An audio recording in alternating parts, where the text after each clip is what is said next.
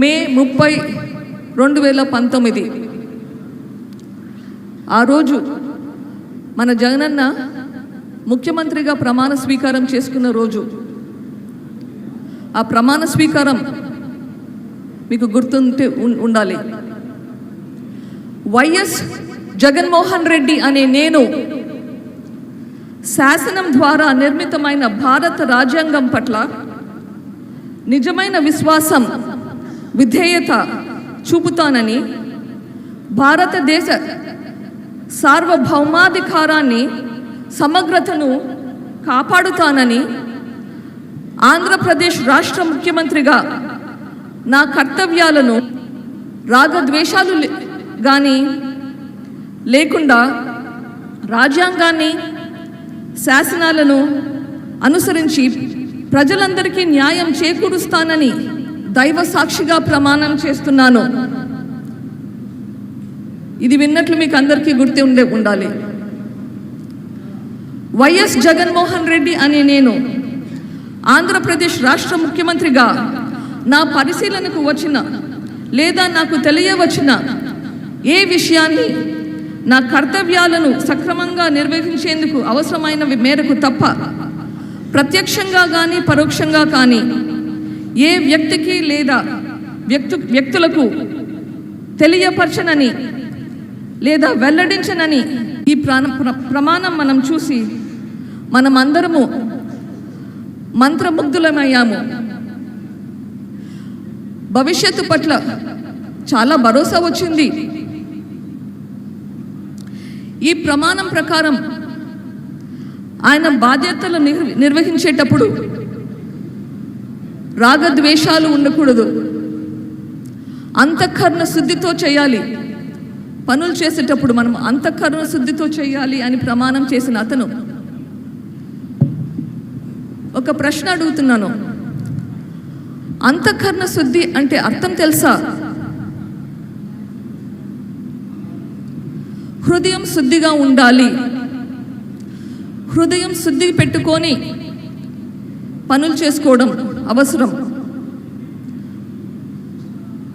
హృదయం శుద్ధిగా ఉంటేనే ఆ తర్వాత మిగిలినవి వస్తాయి. భయం, పక్షపాతం, రాగద్వేషాలు ఇవన్నీ ఉండకూడదు అంటే మనకు హృదయం శుద్ధిగా ఉండాలి. పరిపాలకుడిగా ముఖ్యమంత్రి పదవిలో ఉండగా మీ చిన్నాన్నను అతి దారుణంగా, అతి కిరాతకంగా, క్రూరంగా చంపిన వారిని వీళ్లకు శిక్ష పడేలా చేసే బాధ్యత ముఖ్యమంత్రిగా మీకుంది. ఇప్పటి వరకు ఆ దిశగా ఎందుకు పనిచేయలేదు?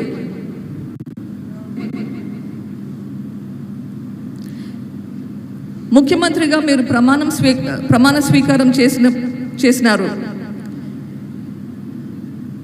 మరి ఎందుకు ఆ ప్రమాణం మీరు నిలబెట్టుకోలేకున్నారు?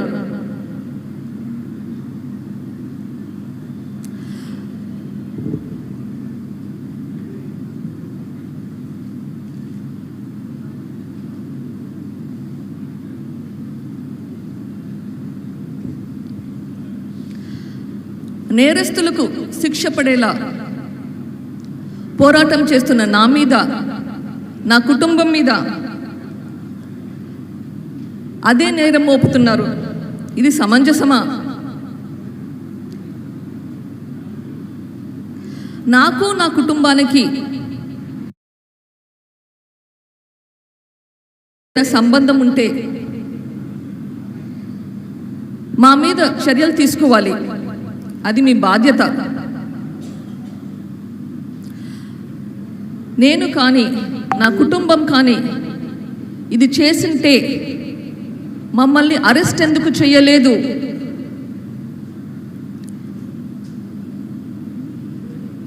మీరు ముఖ్యమంత్రిగా ఈ గవర్నమెంట్ను నడిపిస్తున్నారు. ఇది సునీత కుటుంబం చేసిందని మీరు చెప్పడం ఎబ్బేటుగా లేదు? అధికారంలో ఉండి ఆరోపణలు వేస్తున్నారు. ఇది మీ ప్రభుత్వం మీద, మీ మీద మీరు చెయ్యలేని ఎవరికి కంప్లైంట్ చేస్తున్నారు? మీరు గవర్నమెంట్లో ఉన్నారు, ఇన్వెస్టిగేషన్ ఏజెన్సీకి కంప్లైంట్ చేస్తున్నారా లేదా ప్రజలకు కంప్లైంట్ చేస్తున్నారా? ఆరోపణలు చేస్తున్నారు. గవర్నమెంట్లో ఉండి అది తప్పు అనిపించడం లేదా మీకు? మీ బాధ్యత మీరు ఎందుకు చేయడం లేదు? నేనైనా కానీ, నా కుటుంబమైనా కానీ, ఇది లా అండ్ ఆర్డర్ ఇష్యూ.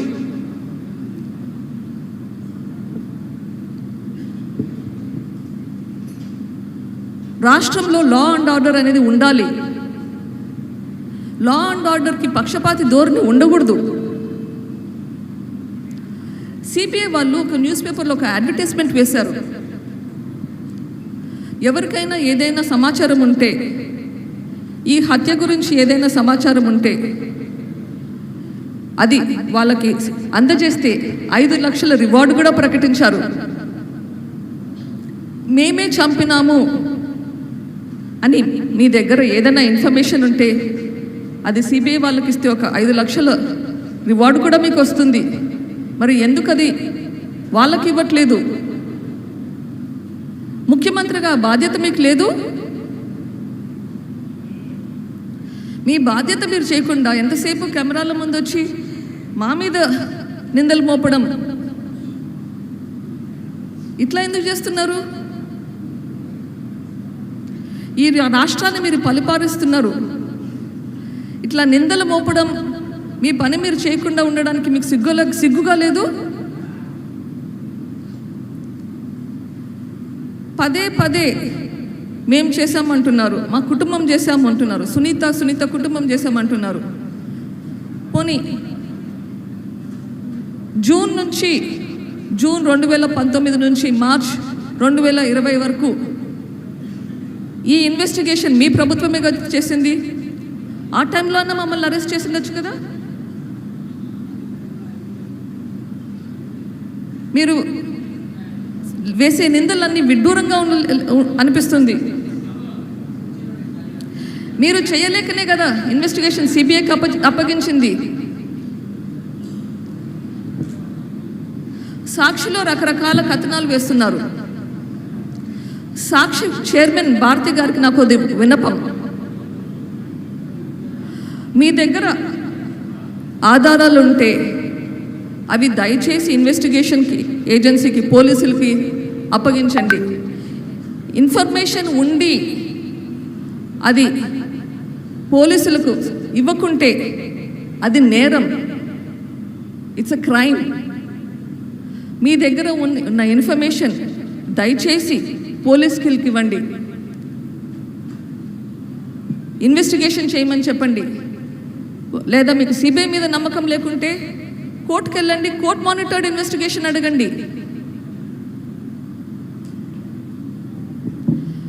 అట్లా ఇన్వెస్టిగేషన్ చేస్తే మరీ మంచిది.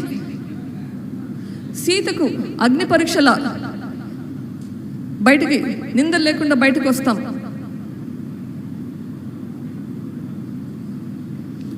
కడిగిన ముత్యంలాగా బయటకు వస్తాం. వైఎస్ వివేకానంద రెడ్డి గారు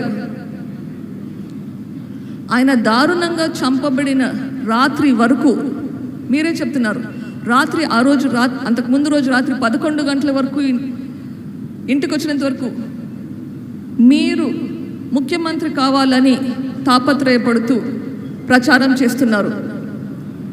ఇది మీరు కూడా ఒప్పుకున్న మాటే, మీరు అనే మాటే, పదే అంటుంటారు. మరి మీకోసం అంత కష్టపడిన మనిషి మీద అంత దారుణంగా హత్య చేస్తే ఆ హత్య వెనుక ఉండే కుట్రకోణాలన్నీ బయటకు తీయాల్సిన బాధ్యత మీకు లేదా? ఇంకా ఎక్కువ ఉండాలి. మీకోసం ఎన్ని త్యాగాలు చేశాడు ఆయన. ఆయన పదవి కూడా త్యాగం చేశాడు కదా.